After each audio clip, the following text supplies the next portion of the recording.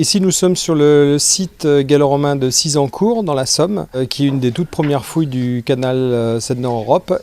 Et dans le cadre de la journée archéologique INRA Partez, c'était l'occasion de faire une journée porte ouverte à quelques jours de la fermeture du chantier pour présenter au public et notamment aux habitants du village situé en contrebas les résultats de la fouille.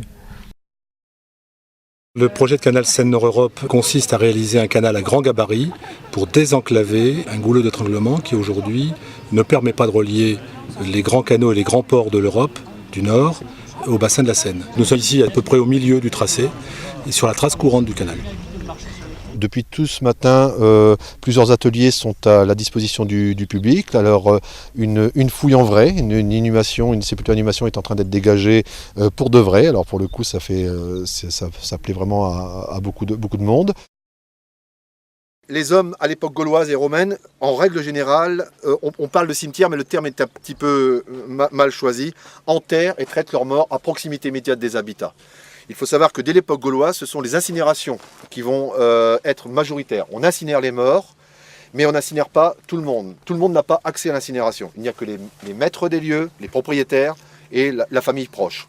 On a reconstitué donc une tombe gauloise avec tout son matériel d'offrande, fourrure, bois, le mort qui est sous forme d'ossements incinérés. Une fois que la tombe va commencer à se dégrader, le plancher va s'effondrer, tous ces éléments vont disparaître sous l'effet du pourrissement, mais les ossements humains vont conserver la forme de la boîte. Ici nous pouvons voir un bloc osseux qui est le produit issu d'une crémation.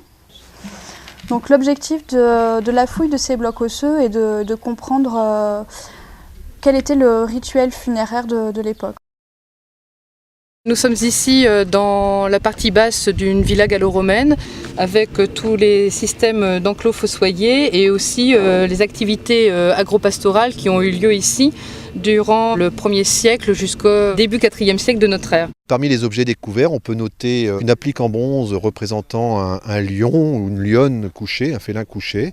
Et le deuxième objet, le deuxième élément important, c'est une paire de fibules en argent massif dotées de petites chaînettes qui a été découverte dans une sépulture incinération de la fin du 1er siècle, avant notre ère, et qui attestent donc de liens forts entre la sphère méditerranéenne et la Gaule du Nord.